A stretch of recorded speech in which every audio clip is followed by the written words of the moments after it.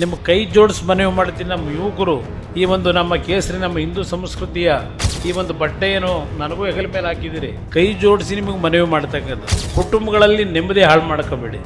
ಇವತ್ತು ಯಾವ ಪರಿಸ್ಥಿತಿಯಲ್ಲಿ ಇದ್ದೇವೆ? ಬೆಂಕಿ ಇಟ್ಟು ಸುಡ್ತಾರೆ ಅಂದರೆ ಇದಕ್ಕೆ ನಾವು ದೇವ್ರ ದಿನ ಹೋಗಿ ಪೂಜೆ ಮಾಡಬೇಕಾ? ಇದಕ್ಕೆ ನಾವು ಬದುಕಬೇಕಾ? ನಾವು ಇವತ್ತು ಯಾವ ರೀತಿಯಲ್ಲಿ ಹಲವಾರು ಕುಟುಂಬದಲ್ಲಿ ಸಾವು ನೋವುಗಳು ಕಾಣ್ತಾ ಇದ್ದೇವೆ. ಶಾಂತಿ ಇರಬೇಕು. ಮುಂಚೆ ಯಾವುದೇ ಕಾರಣಕ್ಕೂ ದಾರಿ ತಪ್ಪತಕ್ಕಂಥದ್ದಕ್ಕೆ ಹೋಗೋದು ಬೇಡ. ಈ ಗ್ರಾಮ ಮೊದಲು ಯಾವ ರೀತಿ ಪ್ರಾರಂಭ ಆಯಿತು, ಈ ಗ್ರಾಮದಲ್ಲಿ ಇವತ್ತಿನ ಈ ವೀರಾಂಜನೇಯ ಸ್ವಾಮಿಯ ದೇವರನ್ನ ಈ ಗ್ರಾಮಕ್ಕೆ ಯಾವ ರೀತಿ ತಂದಂಥದ್ದು, ಈ ಗ್ರಾಮದ ಹಿನ್ನೆಲೆ ಎಲ್ಲವನ್ನು ಪ್ರಾಸ್ತಾವಿಕವಾಗಿ ಸುದೀರ್ಘವಾಗಿ ಚರ್ಚೆ ಮಾಡಿದ್ದಾರೆ. ಇವತ್ತು ನಮ್ಮ ದೇಶ ವಿಶ್ವಕ್ಕೆ ಸರಿಸಾಟಿಯಾಗಿ ಬೆಳೀತಾ ಇದ್ದೀವಿ. ನಮ್ಮ ದೇಶ ಇವತ್ತು ಆರ್ಥಿಕವಾಗಿ 3ನೇ ಸ್ಥಾನಕ್ಕೆ ಬರ್ತಾ ಇದ್ದೇವೆ. ನೀವು ಈಗಿನ ದಿನಗಳಲ್ಲಿ ನೋಡಿ, ಯಾವುದೇ ದೇವಸ್ಥಾನಗಳಿಗೆ ಹೋದರೂ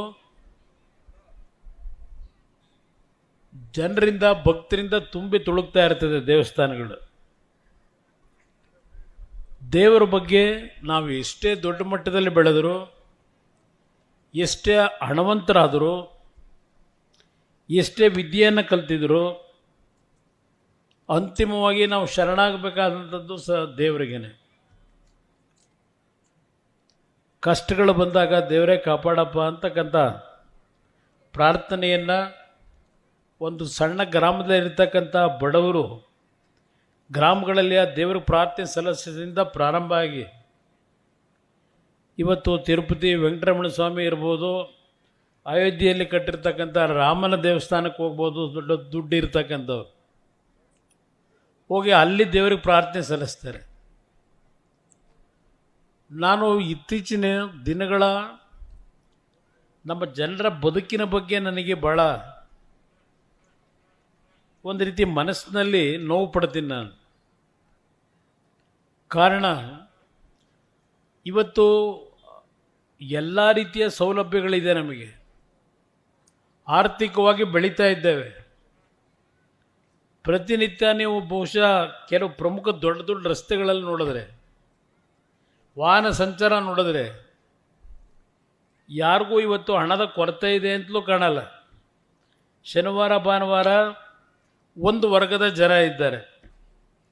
ಆ ಜನ ದೊಡ್ಡ ರೆಸಾರ್ಟ್ಗಳು ಹೋಗಿ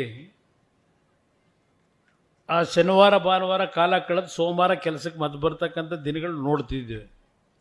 ಆದರೆ ನಮ್ಮ ಹಳ್ಳಿಗಳು ಇವತ್ತು ಸಹ ಒಂದು ಆರ್ಥಿಕವಾಗಿ ಬೆಳೀತಕ್ಕಂಥದ್ರಲ್ಲಿ ಹಿಂದುಳಿದಿದ್ದೇವೆ ಅನ್ನೋದು ನನ್ನ ಅಭಿಪ್ರಾಯ.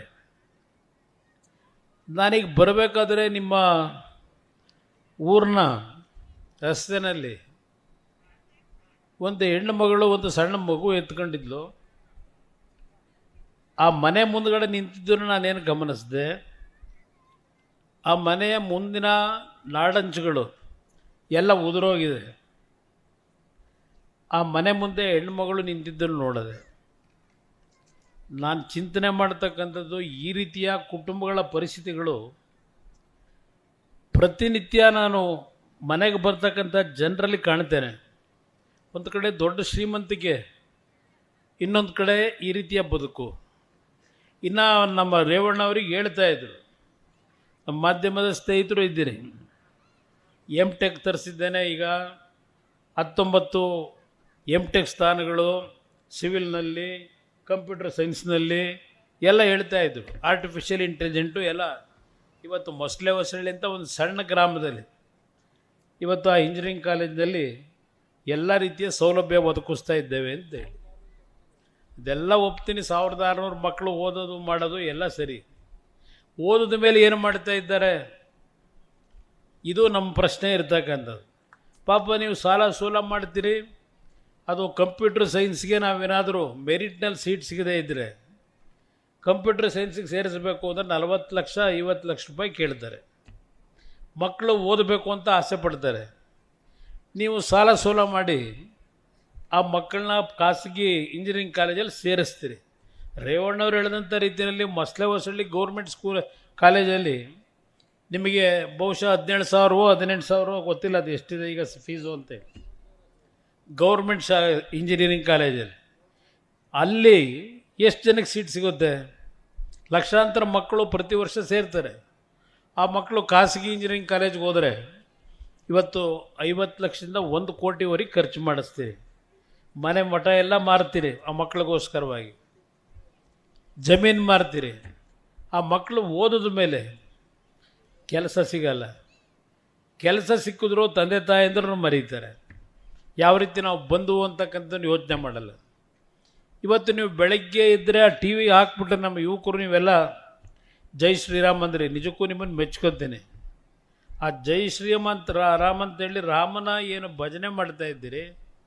ನಾವು ಒಂದು ಕಾಲದಲ್ಲಿ ಹೊಳೆನರಸೀಪುರದಲ್ಲಿ ಸಾಯಂಕಾಲ ಟೈಮು ನಮ್ಮ ತೇರು ಬೀದಿ ಇದೆಯಲ್ಲ, ಅಲ್ಲಿ ನಮ್ಮ ಶಂಕರ ಮಠ ರೇವಣ್ಣವರು ಅವ್ರಿಗೂ ಜ್ಞಾಪಕ ಇದೆ, ಅವರು ಅವ್ರ ಜೊತೆ ಹೋಗುವೆ. ನಾನು ಚಿಕ್ಕ ಹುಡುಗ ಇದ್ದಾಗ ಪ್ರತಿ ಬಹುಶಃ ಶನಿವಾರಲ್ಲ ಭಾನುವಾರಲೂ ಇಲ್ಲ ಸೋಮವಾರಲ್ಲ ಗೊತ್ತಿಲ್ಲ, ಆ ರಥದ ಬೀದಿಲಿ ಒಂದು ದೀಪ ಹಚ್ಕೊಂಡು ರಾಮನ ಭಜನೆ ಮಾಡ್ತಾ ಆ ಒಂದು ರಥ ಬೀದಿ ಸಂಪೂರ್ಣವಾಗಿ ಭಜನೆ ಮಾಡ್ತಾ ದೇವರಿಗೆ ಪ್ರಾರ್ಥನೆ ಸಲ್ಲಿಸ್ತಾ ನಾವು ಸುತ್ತಾ ಇದ್ದಂಥ ದಿನ.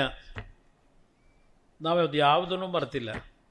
ಈಗ ರೇವಣ್ಣ ಅವರು ಏನೊಂದು ತೋಟ ರೇವಣ್ಣವ್ರು ಮಾಡಿದ್ದಲ್ಲ, ಅದು ದೇವೇಗೌಡರು ಮಾಡಿದಂಥ ತೋಟ. ಆಗ ಅವರು MLA ಇದ್ದರು. ಆಲೂಗೆಡ್ಡೆ ಹಾಕ್ಬೇಕಾದ್ರೆ ಚಡ್ಡಿ ಹಾಕ್ಕೊಂಡು ಗೋಣಿ ಚೀಲದಲ್ಲಿ ಮಲಗಿ ಗೋಣಿ ಚೀಲದ ಮೇಲೆ ಆಲೂಗೆಡ್ಡೆ ಬೆಳೀತಾ ಇದ್ದಂಥದ್ದು ನೀವು ಅವ್ರನ್ನ ಶಾಸಕರು ಮಾಡಿದ್ದಾಗ. ಏಕೆಂದರೆ ನೀವೆಲ್ಲ ಆಗ ಹೊಳೆನರಸೀಪುರ ತಾಲೂಕಲ್ಲಿ ಇದ್ರಿ. ಆ ದಿನಗಳನ್ನು ನಾನು ನೋಡಿದ್ದೇನೆ. ಅವತ್ತಿನ ಸಂದರ್ಭದಲ್ಲಿ ಬಸ್ಗಳಿರಲಿಲ್ಲ. ನಾವು ಹೊಳೆನರಸೀಪುರದಿಂದ ನಡ್ಕೊಂಡು ಹೋಗ್ಬೇಕು. ಆ ಕಡೆ ಮಾವಿನಕೆರೆ ಮೇಲೆ ಹೋಗ್ಬೇಕು ಅಂದರೆ ಹೊಳೆ ದಾಟಬೇಕು. ಹೊಳೆ ದಾಟೋದು ಕಷ್ಟ. ಈ ಭಾಗದಲ್ಲಿ ಹೋಗುವ ನಾವು. ಇವತ್ತು ಎಲ್ಲ ಅಭಿವೃದ್ಧಿ ಆಗಿದೆ, ಮೂಲಭೂತ ಸೌಕರ್ಯಗಳಿದೆ. ಅವತ್ತು ಸಾಯಂಕಾಲ 6 ಗಂಟೆಗೆ ನಾವು ಪಡಲಿಪ್ಪನಲ್ಲಿ ಊಟ ಮಾಡಿ ನಿದ್ದೆ ಮಾಡ್ತಾ ಇದ್ದಂಥ ದಿನಗಳು. ವಿದ್ಯುತ್ ಶಕ್ತಿ ಇಲ್ಲ.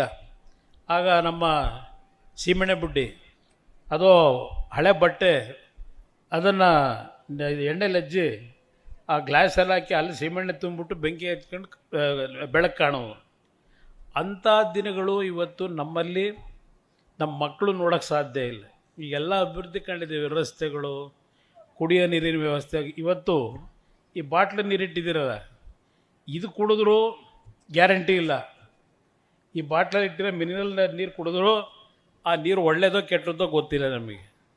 ಹಿಂದೆ ನಾವು ಸಣ್ಣ ಹುಡುಗರಿದ್ದಾಗ ನಾವು ನೋಡಿದ್ವಿ, ನಮ್ಮ ಅಜ್ಜಿ ನಮ್ಮ ತಾಯಿ ಊರಿಗೆ ಮುತ್ಗೇರಹಳ್ಳಿ ಹೋದರೆ, ಅರದನಹಳ್ಳಿ ಹೋದರೆ ಆ ಕೆರೆಗಳಿದ್ವಲ್ಲ, ಒಂದು ಕಡೆ ದನ ತೊಳಿತಾ ಇರೋರು, ಇನ್ನೊಂದು ಕಡೆ ಬಟ್ಟೆ ಒಗೆಯೋರು ನಮ್ಮ ತಾಯಂದರು, ಇನ್ನೊಂದು ಕಡೆ ನಾವು ಅದೇ ನೀರನ್ನೇ ತಗೊಂಬಂದು ಮನೇಲಿ ಮೂಲೆಯಲ್ಲಿ ಒಂದು ದೊಡ್ಡ ಇದಿಟ್ಟು ನೀರು ತುಂಬೋಕ್ಕೆ ಕಡಾಯದಲ್ಲಿ ನೀರು ಹಾಕಬೇಕಾದ್ರೆ ನಮ್ಮ ಫಿಲ್ಟ್ರ್ ಹೆಂಗಿತ್ತು. ಈಗ ನೀವು ವಾಟರ್ ಫಿಲ್ಟ್ರ್ ನೋಡ್ತಾ ಇದ್ದೀರಿ, ಎಲ್ಲ ಊರುಗಳಲ್ಲಿ ಒಂದು ಫಿಲ್ಟ್ರ್ ಹಾಕ್ಸ್ಕೊಡಿ ಅಂತೀರಿ. ಅವತ್ತಿನ ಫಿಲ್ಟ್ರ್ ಆಗಿತ್ತಪ್ಪ ಅಂದರೆ, ನೀವು ನಮ್ಮ ಯಜಮಾನರುಗಳು ಹುಡ್ತಂಥ ಪಂಚೆ ಹಳೇದಾದ ಮೇಲೆ ಆ ಪಂಚೆ ತೆಗೆದು ಕಂಟಿಗೆ ಸುತ್ತುವು, ನೀರನ್ನ ತಗೊಂಬಂದು ಹೊಳೆಯಿಂದ ಆ ಕೆರೆಯಿಂದ ನೀರು ತಂದು ಅಲ್ಲಿ ಇದಕ್ಕೆ ನೀರು ಹಾಕ್ಬಿಟ್ಟು ಫಿಲ್ಟ್ರ್ ಮಾಡ್ಕೊಳ್ಳಿವು. ಆ ನೀರು ಕುಡಿದ್ರೆ ನಮಗೇನೂ ಆಯ್ತಿರಲಿಲ್ಲ, ಆಗ ಚೆನ್ನಾಗೇ ಇದ್ದು. ಈಗ ಇಂಥ ನೀರು ಕುಡಿದ್ರೂ ಹಲವಾರು ಕಾಯಿಲೆ. ಇದು ಯೋಚನೆ ಮಾಡಿ. ನಾನು ಒಂದು ನಿಮಗೆ ಮನವಿ ಮಾಡೋದು, ಅಭಿವೃದ್ಧಿ ಅಂತಕ್ಕಂಥದ್ದು ಒಂದು ಭಾಗ ಇರಲಿ, ಬೆಳೀತಾ ಇದ್ದೀವಿ, ಏನು ತೊಂದರೆ ಇಲ್ಲ, ಅದು ಯಾರಿದ್ದರೂ ಮಾಡಲೇಬೇಕು. ಇವತ್ತು ನಮ್ಮ ಕುಟುಂಬಗಳಲ್ಲಿ ಬದುಕ್ತಕ್ಕಂಥ ವಾತಾವರಣ ಇದೆಯಲ್ಲ, ನಿಮ್ಮ ಕೈ ಜೋಡಿಸಿ ಮನವಿ ಮಾಡ್ತೀನಿ. ನಮ್ಮ ಯುವಕರು ಇವತ್ತೇನು ಈ ದೇವಸ್ಥಾನ ಕಟ್ಟಿ ಆ ದೇವ್ರ ಮೇಲೆ ನಂಬಿಕೆಯಿಂದ ಈ ಒಂದು ನಮ್ಮ ಕೇಸರಿ, ನಮ್ಮ ಹಿಂದೂ ಸಂಸ್ಕೃತಿಯ ಈ ಒಂದು ಬಟ್ಟೆಯನ್ನು ನನಗೂ ಹೆಗಲ ಮೇಲೆ ಹಾಕಿದ್ದೀರಿ. ಕೈ ಜೋಡಿಸಿ ನಿಮಗೆ ಮನವಿ ಮಾಡ್ತಕ್ಕಂಥದ್ದು, ಕುಟುಂಬಗಳಲ್ಲಿ ನೆಮ್ಮದಿ ಹಾಳು ಮಾಡ್ಕೋಬೇಡಿ. ಇವತ್ತು ಯಾವ ಪರಿಸ್ಥಿತಿಯಲ್ಲಿ ಇದ್ದೇವೆ. ಮೊನ್ನೆ ದಿನ ನಾನು ಟಿ ವಿ ನೋಡ್ತಾ ಇದ್ದೆ, ಮನೇಲಿ ಒಂದು ಹೆಣ್ಮಗಳು ಸೀರೆ ಹಾಕೊಳ್ಳದೆ ನೈಟಿ ಡ್ರೆಸ್ ಹಾಕೊಂಡ್ಲು ಅಂತ ಹೇಳಿ ಬೆಂಕಿ ಇಟ್ಟು ಸುಡ್ತಾರೆ ಅಂದರೆ, ಇದಕ್ಕೆ ನಾವು ದೇವ್ರ ದಿನ ಹೋಗಿ ಪೂಜೆ ಮಾಡಬೇಕಾ? ಇದಕ್ಕೆ ನಾವು ಬದುಕಬೇಕಾ? ನಾವು ಇವತ್ತು ಯಾವ್ಯಾವ ರೀತಿಯಲ್ಲಿ ಹಲವಾರು ಕುಟುಂಬದಲ್ಲಿ ಸಾವು ನೋವುಗಳು ಕಾಣ್ತಾ ಇದ್ದೇವೆ. ಅವತ್ತು ಏನೂ ಇಲ್ಲದೆ ಇದ್ದಾಗ ಎಷ್ಟು ನೆಮ್ಮದಿಯಿಂದ ಬದುಕ್ತಾ ಇದ್ರಣ್ಣ ನೀವೆಲ್ಲ ಹಿರಿಕರಿದಿರಲಿ ಮೇಲ್ಗಡೆ. ಅವತ್ತಿನ ಬದುಕು ಚೆನ್ನಾಗಿತ್ತು. ನನಗೀಗ ಅನ್ನಿಸ್ತದೆ ನಗರ ಬಿಟ್ಟು ಅಂಥ ಒಂದು ಎಲ್ಲೂ ಅಭಿವೃದ್ಧಿನೇ ಆಗದೇ ಇರೋ ಅಂಥ ಕಡೆ ಹೋಗ್ಬಿಟ್ಟಿದ್ಬಿಟ್ರೆ ನೆಮ್ಮದಿಯಿಂದ ಶಾಂತಿಯಿಂದ ಇರ್ಬೋದು ಅಂತ ಅನ್ನಿಸ್ತದೆ ನನಗೆ. ಇವತ್ತೆಲ್ಲ ವಾತಾವರಣ ನೋಡೋದು ನಾನಿವತ್ತು ನಿಮ್ಮಗಳ ಆಶೀರ್ವಾದ ಈ ಜಿಲ್ಲೆಯಲ್ಲಿ ಹುಟ್ಟಿದೆ, ಈ ಮಣ್ಣಲ್ಲಿ ಹುಟ್ಟಿದ್ದೇನೆ. ನಿಮ್ಮಗಳ ಆಶೀರ್ವಾದದಲ್ಲಿ, ದೇವರ ಆಶೀರ್ವಾದದಲ್ಲಿ ನನ್ನ ತಂದೆ ತಾಯಿಯಂದ್ರ ಅವರ ದುಡಿಮೆ, ಅವರ ಒಂದು ಪುಣ್ಯದ ಕೆಲಸಗಳಿಂದ ಇವತ್ತು ಇಡೀ ದೇಶ ನೋಡ್ತಕ್ಕಂಥ ಪರಿಸ್ಥಿತಿ ನನಗೆ ಒದಗಿ ಬಂದಿದೆ. ಇವತ್ತು ಯಾವೊಂದು ಕೇಂದ್ರದಲ್ಲಿ ನರೇಂದ್ರ ಮೋದಿಯವರ ಸರ್ಕಾರದಲ್ಲಿ ನಾನು ಮಂತ್ರಿ ಇರ್ಬೋದು, ಆದರೆ ಇಡೀ ದೇಶದ ಚಿತ್ರಣ ಯಾವ ರೀತಿ ಇದೆ ಅಂತಕ್ಕಂಥದ್ದು ಕಣ್ಣಾರೆ ಕಾಣ್ತಾ ಇದ್ದೇನೆ. ಇವತ್ತು ನಾವು ಹೇಳ್ಕೋಬೋದು GDP ಲೆಕ್ಕದಲ್ಲಿ ನಮ್ಮ ಸ್ನೇಹಿತರುಗಳು ತಪ್ಪು ತಿಳ್ಕೋಬೇಡಿ, ಬೆಳೆದಿದ್ದೇವೆ, GDP ಗ್ರೋತ್ ಆಗ್ತಾ ಇದೆ. ಆ GDPಯ ಮೇಲೆ ನಮ್ಮ ದೇಶದ, ನಮ್ಮ ಹಳ್ಳಿಯ ಜನರ ಬದುಕು ಇವತ್ತು ಉತ್ತಮವಾದ ರೀತಿಯಲ್ಲಿ ಇದ್ದಾರೆ ಅಂತಕ್ಕಂಥದ್ದನ್ನ GDP ಗ್ರಾಫ್ ಮೇಲೆ ಹೇಳಿದ ತಕ್ಷಣ ನಮ್ಮ ದೇಶ ಶ್ರೀಮಂತಿಕೆ ಅಂತಕ್ಕಂಥ ಭ್ರಮೆಗೆ ನಾವು ಹೋದರೆ ಇವತ್ತಿಷ್ಟು ವರ್ಷಗಳಾದರೂ ಮನೆ ಇಲ್ಲ. ಒಂದು ಕಾಯಿಲೆ, ಈಗ ಬರ್ತಕ್ಕಂಥ ಕಾಯಿಲೆಗಳು ಕನಿಷ್ಠ 40 ಲಕ್ಷ 50 ಲಕ್ಷ ಖರ್ಚು ಮಾಡಬೇಕು ಒಂದು ಕಾಯಿಲೆ ಬಂದರೆ. ಎಲ್ಲಿಂದ ತರ್ತೀರಿ ದುಡ್ಡನ್ನ? ಈಗ ನನಗೇನೆ ದೇವರು 3ನೇ ಬಾರಿ 5ನೇ ಬಾರಿ ಜೀವನನ ಕೊಟ್ಟಿರೋದು. ಕಳೆದ ಒಂದು ವರ್ಷ ನಾನು ಪಟ್ಟಿರೋ ಕಷ್ಟ ನನಗೆ ಗೊತ್ತು ಉಳಿಲಿಕ್ಕೆ. ಇವತ್ತು ನಾನು ಈಗ ಬಂದು ನಿಂತಿದ್ದೇನೆ ಅಂದರೆ ಅದು ಭಗವಂತ ಉಳಿಸಿದ್ದಾನೆ ಅಂತಕ್ಕಂಥದ್ದು ನಾನು ಹೇಳ್ತೇನೆ. ಇವತ್ತು ನನಗಾದಂಥ ಒಂದು ಎಕ್ಸ್ಪೀರಿಯನ್ಸು ನಿಮ್ಗೆ ಹೇಳಬೇಕು ಅನ್ನೋದಾದರೆ, ನಾನು ದುಡ್ಡು ಎಷ್ಟು ಖರ್ಚು ಮಾಡಿದ್ದೀನಿ ಇವತ್ತು ಈ ಒಂದು ಶಿಸ್ತಿಲಿ ಬಂದು ನಿಮ್ಮ ಮುಂದೆ ನಿಲ್ಲೋದಕ್ಕೆ ಆ ದೇವರು ಕಾಪಾಡಿರ್ತಕ್ಕಂಥದ್ದು ಒಂದು ಭಾಗ. ಆ ಡಾಕ್ಟ್ರುಗಳ ಸಲಹೆಗಳ ಮೇರೆಗೆ ಮಾಡಿರ್ತಕ್ಕಂಥ ಖರ್ಚು ನನಗಿಂತ ಹೆಚ್ಚಾಗಿ ನಮ್ಮ ಸತೀಶನಿಗೆ ಗೊತ್ತು, ನಾನು ಹೇಳೋದಿಲ್ಲ. ಆ ರೀತಿ ದುಡ್ಡು ಎಲ್ಲಿಂದ ತರಕ್ಕೆ ಸಾಧ್ಯ ಬಡವರು? ಇದನ್ನು ನಾನು ಪ್ರತಿನಿತ್ಯ ಯೋಚನೆ ಮಾಡ್ತೇನೆ. ನಮ್ಮ ಮಕ್ಕಳು ಕೆಲಸ ಕೊಡಿಸಿ ಅಂತ ಬರ್ತಾರೆ, ಅವ್ರ ಕಷ್ಟಗಳನ್ನ ನೋಡ್ತೀನಿ ಪ್ರತಿನಿತ್ಯ. ಇವೆಲ್ಲ ನೋಡಿದಾಗ ನಮ್ಮ ಬದುಕೇ ಒಂದು ರೀತಿ, ನಮಗೆ ಒಂದು ರೀತಿ ಜಿಗುಪ್ಸೆ ಬರ್ತದೆ. ಏನಪ್ಪ ಇಂಥ ಪರಿಸ್ಥಿತಿನಲ್ಲಿ ಜನರನ್ನ ಬದುಕ್ತಕ್ಕಂಥದ್ದಕ್ಕೆ ಸ್ವಾತಂತ್ರ್ಯ ತಂದುಕೊಟ್ರು ನಮ್ಮ ದೇಶದಲ್ಲಿ. ಶ್ರೀಮಂತಿಕೆ ಅಂತಕ್ಕಂಥದ್ರ ಮುಖಾಂತರ ಹಲವಾರು ರೀತಿ ಒಂದು ವೆಸ್ಟರ್ನ್ ಕಲ್ಚರ್ನ, ಪಾಶ್ಚಿಮಾತ್ಯ ಒಂದು ಇದನ್ನು ಕಲ್ತ್ಕೊಂಡು ಜೀವನ ಮಾಡೋ ಒಂದು ವರ್ಗ ಇದೆ. ಇಲ್ಲಿ ಭೂಮಿ ನಂಬಿ ಆ ಭೂಮಿನಲ್ಲಿ ಇವತ್ತು ನೋಡಿ ಆ ಬಿಸಿಲು, ನಾನು ಇಲ್ಲಿ ಕೂತಿದ್ದೀನಿ, ಮುಂದುಗಡೆ ಯಾಕೆ ಕೂತಿದ್ದೀರೋ ನಮ್ಮ ತಾಯಿಂದ್ರು ಗೊತ್ತಿಲ್ಲ. ಸ್ವಲ್ಪ ಒಂಚೂರೆಲ್ಲ ತಣ್ಣಗಾದಂಗೆ ಆಯಿತು, ಮತ್ತೆ ಬಿಸಿಲು ಶುರುವಾಯಿತು. ಒಂದು 2.5 ಗಂಟೆ 3 ಗಂಟೆ ಅದು ಯಾಕೆ ಕೂತಿದ್ದೀರೋ ಗೊತ್ತಿಲ್ಲ. ಇವತ್ತು ನೋಡಿದ್ರೆ ಇಡೀ ದೇಶದಲ್ಲಿ ತಾಪಮಾನಗಳು ಭಾಳ ದೊಡ್ಡ ಮಟ್ಟದಲ್ಲಿ ಈ ಬಾರಿ ಕಷ್ಟ ಅಂತಕ್ಕಂಥದ್ದು, ಮಳೆ ಆಗಲ್ಲ, ಸ್ವಲ್ಪ ಸಮಸ್ಯೆ ಇದೆ ಅಂತಕ್ಕಂಥದ್ದನ್ನು ಹೇಳ್ತಾರೆ. ಇವತ್ತು ಆ ರೀತಿ ಆಗಿಬಿಟ್ರೆ ನಮ್ಮ ಹಳ್ಳಿಯ ಜನರ ಬದುಕೇನಾಗಬೇಕು? ಇದನ್ನು ನಾವು ಯೋಚನೆ ಮಾಡ್ತಾ ಇಲ್ಲ. ಅದರಿಂದ ನಾನು ನಿಮ್ಮಗಳಿಗೆ ಮನವಿ ಮಾಡೋದು, ಜಾತಿ ಬಿಟ್ಟುಬಿಡಿ. ಜಾತಿಯಿಂದ ನಮಗೇನು ಸಿಗೋದಿಲ್ಲ. ಎಲ್ಲಿವರೆಗೆ ಈ ದೇಶದಲ್ಲಿ ಜಾತಿ ಅಂತಕ್ಕಂಥ ವ್ಯಾಮೋಹವನ್ನು ನಾವು ಬದಿಗಿಟ್ಟು ನಿಮ್ಮ ಬದುಕನ್ನು ಯಾರು ಸರಿಪಡಿಸ್ತಾರೆ? ದುಡ್ಡಿದೆ ರಾಜ್ಯದಲ್ಲಿ, ದೇಶದಲ್ಲಿ, ಆ ದುಡ್ಡು ಸರಿಯಾದ ರೀತಿ ನಿಮ್ಗಳಿಗೆ ತಲುಪ್ತಾ ಇಲ್ಲ. ನಿಮಗೆ ಕೂಡ 2,000 ರೂಪಾಯಿಗೆ ಖುಷಿ ಪಡ್ತೀನಿ ನಮ್ಮ ತಾಯಂದರು. ನಾನು ನೋಡ್ತಾ ಇದ್ದೀನಿ, 2,000 ರೂಪಾಯಿ ಕೊಟ್ಟಿದ್ದಕ್ಕೆ ಖುಷಿ ಪಡ್ತೀರಿ. 2,000 ಎಷ್ಟು ದಿನ ಕೊಡ್ತಾರೆ ಇವರು? ಈಗಾಗಲೇ ಹಿಮಾಚಲ್ ಪ್ರದೇಶದಲ್ಲಿ 1,000 1,500 ಕರೆಂಟ್, ಫ್ರೀ ಕರೆಂಟ್ ಏನೋ ಕೊಟ್ಟು ಈಗ ಸಂಬಳ ಕೊಡೋಕೆ ಆಗ್ತಿಲ್ಲ ಅವರಿಗೆ. ಹಿಮಾಚಲ್ ಪ್ರದೇಶದಲ್ಲಿ ಸರ್ಕಾರಿ ನೌಕರರಿಗೆ 50% 60% ಸಂಬಳ ಕಟ್ ಮಾಡೋರೀಗ ಸಂಬಳ ಕೊಡೋಕ್ಕಾಗಿದೆ. ಕರ್ನಾಟಕದ ಪರಿಸ್ಥಿತಿನೂ ಅಲ್ಲಿಗೆ ಬಂದು ನಿಲ್ತದೆ. ಈಗ ಮಾರ್ಚ್ ತಿಂಗಳದು, ಇವತ್ತು ಏಪ್ರಿಲ್ 19, 20, 25 ತಾರೀಕು 21 ಆಗಿದೆ. ಮಾರ್ಚ್ ತಿಂಗಳು ಸಂಬಳ ಕೊಟ್ಟಿಲ್ಲ ಸರ್ಕಾರಿ ನೌಕರರಿಗೆ. ನಿಮಗೆಲ್ಲ ಬಂದೈತೆ ಏನಾದರೂ ಬಂತೋ ಇಲ್ವೋ ಇನ್ನೂ? ಏಕೆಂದರೆ ಇನ್ನೂ ದುಡ್ಡು ಬಂದಿಲ್ಲ ಎಲ್ಲರಿಗೂ. ಇದು ಮುಂದೆ ಏನಾಗುತ್ತೆ ಅನ್ನೋದು ಯೋಚನೆ ಮಾಡಿ. ಅದಷ್ಟೇ ಅಲ್ಲ, ನನ್ನ ತಾಯಂದಿರಿಗೆ ಹೇಳೋದು, ಇವತ್ತು ನಮ್ಮ ರಾಜ್ಯ ಸರ್ಕಾರ ಮಾಡಿರೋ ಸಾಲ 7,26,000 ಕೋಟಿ. 7 ಲಕ್ಷ ಅಂದರೆ ನಮ್ಮ ರಾಜ್ಯದಲ್ಲಿ ನೀವೇನಿದ್ದೀರಿ, ನಿಮ್ಮಗಳ ಪ್ರತಿಯೊಂದು ವ್ಯಕ್ತಿಗಳ ತಲೆ ಮೇಲೆ ತಾಯಿ, ನಿಮ್ಮೇಲೂ ಬರೀ ಗಂಡಸರಿಗಷ್ಟೇ ಅಲ್ಲ, ನಿಮ್ಮೇಲೂ ಈಗ ಬಿದ್ದಿರೋ ಹೊರೆ 1 ಲಕ್ಷ ರೂಪಾಯಿ ಸಾಲ. ಈಗೇನು ನಿಮ್ಗೆ 2,000 ಕೊಡ್ತಾವ್ರೆ, ನಿಮ್ಮ ತಲೆ ಮೇಲೆ 1 ಲಕ್ಷ ಸಾಲ ಇಟ್ಟವ್ರೀಗ ಈ ಸರ್ಕಾರದಲ್ಲಿ. ಅದು ನೀವು ಯಾರೂ ಯೋಚನೆ ಮಾಡ್ತಾ ಇಲ್ಲ. ನಿಮಗೆ ಬೇಕಾಗಿರ್ತಕ್ಕಂಥದ್ದು ಬರೀ 2,000 ರೂಪಾಯಿನಲ್ಲಿ ಬದುಕೋಕ್ಕಾಗಲ್ಲ. ಇವತ್ತು ಒಂದು ಕಾಯಿಲೆ ಬಂದರೆ 2,000 ರೂಪಾಯಿಲಿ ಏನು ಟ್ರೀಟ್ಮೆಂಟ್ ತಗೋತೀರಿ? ಬರ್ತಕ್ಕಂಥ ಕಾಯಿಲೆ 40-50 ಲಕ್ಷ ರೂಪಾಯಿ. ಬೋನ್ ಬಾರೆ ಟ್ರಾನ್ಸ್ಪ್ಲಾಂಟು, ಕಿಡ್ನಿ ಕಾಯಿಲೆ, ಇವೆಲ್ಲ ಪ್ರತಿನಿತ್ಯ ನೋಡ್ತಾ ಇದ್ದೀನಿ.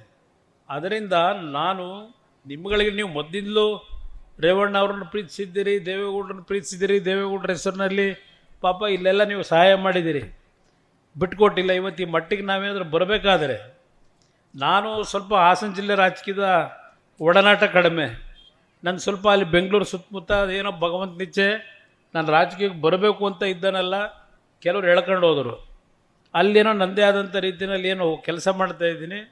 ಇಲ್ಲಿ ಜಿಲ್ಲೆಯ ಜನ, ಒಂದು ಹಳ್ಳಿಯ ಒಂದು ಸಣ್ಣ ಕುಟುಂಬದಲ್ಲಿ ಜನಿಸಿದಂಥ ದೇವೇಗೌಡರನ್ನ ಈ ದೇಶದ ಕೆಂಪು ಕೋಟೆಯಲ್ಲಿ ಪ್ರಧಾನಮಂತ್ರಿಗಳಾಗಿ ಬಾವುಟ ಹಾರಿಸೋ ಮಟ್ಟಕ್ಕೆ ನೀವು ತೆಗೆದುಕೊಂಡೋದಂಥ ಜನ ನೀವು.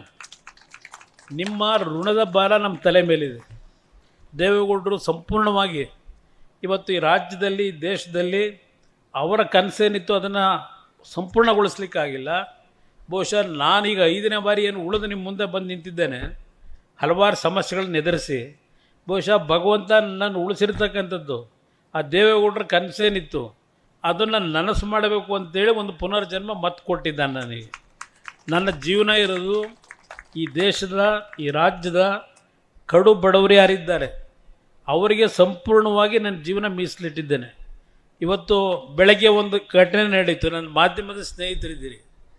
7 ಗಂಟೆಗೆ ಬೆಂಗಳೂರಿನಲ್ಲಿ ವಿಜಯನಗರದಲ್ಲೊಂದು ಮದುವೆ ಮನೆಗೆ ಹೋದೆ. ಆ ಮದುವೆ ಮನೆಯಲ್ಲಿ ನಮ್ಮ ಫೋಟೋಗ್ರಾಫರು ಫೋಟೋ ತೆಗೀತಿದ್ದ.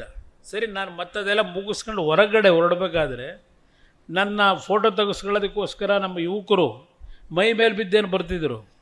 ಪಾಪ ಆ ಫೋಟೋಗ್ರಾಫರ್ನ ಕ್ಯಾಮ್ರಾ ಕೆಳಗಡೆ ಬಿತ್ತು, ಒಡೆದೋಯ್ತು. ನಮ್ಮ ಸತೀಶನ ಕೇಳಿ ನಾನು ಏನು ಮಾಡಿದೆ ಅಂತ. ಆ ಹುಡುಗನ ಕಣ್ಣಲ್ಲಿ ನೀರು ಹನಿಲಿಲ್ಲ ಅಷ್ಟೇ. ಅವನು ಬದುಕ್ತಾ ಇರೋದು ಆ ಕ್ಯಾಮ್ರಾ ಹಿಡ್ಕೊಂಡು. ಯಾವೂರಪ್ಪ ನಿಂದು ಅಂತ ಕೇಳಿದೆ.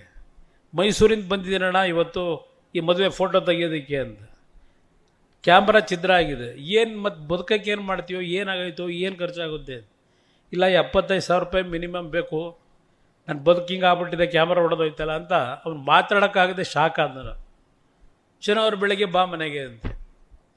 ಯಾರಾದರೂ ರಾಜಕಾರಣಿಗಳು ಅಂಥ ಒಂದು ಪರಿಸ್ಥಿತಿನಲ್ಲಿ ನೋಡ್ತಾರೆ ಅವ್ರನ್ನ. ನೀವು ಬೆಳೆಸಿರ ಈ ಕುಟುಂಬದ ಮಕ್ಕಳು ನಿಮ್ಮ ಮಕ್ಕಳಿದ್ದಾಗೆ ನಾವು, ಇಲ್ಲ ನಿಮ್ಮ ಕುಟುಂಬದ ಅಣ್ಣ ತಮ್ಮಂದಿರಿದ್ದಾಗೆ. ನಮ್ಮ ಒಂದು ಶಕ್ತಿಯನ್ನು ನಮಗೇನು ಕೊಟ್ಟಿದ್ದೀರಿ, ಆ ಬಡವರಿಗೋಸ್ಕರವಾಗಿ ಅಂಥ ಒಂದು ಜನಗಳ ಬದುಕನ್ನು ಸರಿಪಡಿಸ್ಲಿಕ್ಕೆ ನಿಮಗೆ ಗೌರವ ತಂದು ಕೊಡ್ತಕ್ಕಂಥ ಕೆಲಸ ನಾನು ಮಾಡ್ತೀನಿ. ಅದು ಇವತ್ತು ವೀರಾಂಜನೇಯ ಸ್ವಾಮಿಯ ದೇವಸ್ಥಾನದಲ್ಲಿ ದೇವ್ರಿಗೆ ಕೈ ಮುಗಿದು ಇಲ್ಲಿ ಬಂದು ನಿಮ್ಮ ಮುಂದೆ ಏನು ನಿಂತಿದ್ದೇನೆ, ಅಲ್ಲಿ ಕಲ್ಲಿನ ದೇವರಿದ್ದಾನೆ, ಇಲ್ಲಿ ನನ್ನ ಮುಂದೆ ಇರತಕ್ಕಂಥವ್ರು ನಿಜವಾದ ದೇವರು ನೀವು. ಇದು ನನ್ನ ಜೀವನದಲ್ಲಿ ಅಳವಡಿಸಿಟ್ಕೊಂಡಿರ್ತಕ್ಕಂಥದ್ದು. ರೇವಣ್ಣ ಅವ್ರ ವಿಷಯದಲ್ಲಿ ನಾನು ಹೇಳೋದಾದರೆ, ಕೆಲಸ ಮಾಡ್ತಾನೆ, ದೇವಸ್ಥಾನ ಅದು ಎಷ್ಟು ಕಟ್ಟವನೋ, ಇಡೀ ಹೊಳೆಸಿಪುರ ಹಾಸನ ಜಿಲ್ಲೆ ಒಳಗೆ ಎಲ್ಲಿ ನೋಡಿದ್ರು ಬರೀ ದೇವಸ್ಥಾನವೇ ಕಟ್ಟಿದ್ದಾನೆ. ದೇವರ ಮೇಲೆ ನಂಬಿಕೆ. ಬೆಳಗ್ಗೆ ಇದ್ದರೆ ಆ ಕಾಲಿಗೆ ಚಪ್ಪಲಿನೂ ಹಾಕಲ್ಲ. ದೇವಸ್ಥಾನಕ್ಕೆ ಹೋಗಿ ದೇವ್ರ ಪ್ರಸಾದ ತಗೊಳ್ಳೋವರಿಗೆ ಕಾಲಿಗೆ ಚಪ್ಪಲಿನೂ ಹಾಕಲಿ, ವಿಧಾನಸೌಧಕ್ಕೂ ಕಾಲಿಗೆ ಚಪ್ಪಲಿ ಹಾಕ್ದೆ ಬರ್ತಾನೆ. ನೋಡಿದ್ದೀನಿ ಅವನ ಕಥೆನ. ಅಷ್ಟು ದೇವ್ರ ಮೇಲೆ ಭಕ್ತಿ ಇಟ್ಟಿದ್ದಾನೆ. ಒಂದೇ ಒಂದು ದೇವರವನಿಗೆ ಕೊಟ್ಟಿದ್ದು ನಡವಳಿಕೆಯಲ್ಲಿ ಸ್ವಲ್ಪ ಕೋಪ ಕೊಟ್ಬಿಟ್ಟ. ನಂತರ ಸ್ವಲ್ಪ ಶಾಂತ ರೀತಿಯಿಂದ ನಿಮ್ಮ ಜೊತೇಲಿ ಇದ್ಬಿಟ್ಟಿದ್ರೆ ಅವನ್ನ ಮೇಲೆ ತಗೊಂಡೋಗಿ ಕೂರಿಸ್ಕೊಳ್ಳಿವ್ರಿ. ಇನ್ನೂ ಅದೊಂದು ಸ್ವಲ್ಪ ಬದಲಾವಣೆ ಮಾಡ್ಕೊಂತೀನಿ, ಮಾಡ್ಕೊಳ್ಳಲ್ಲ.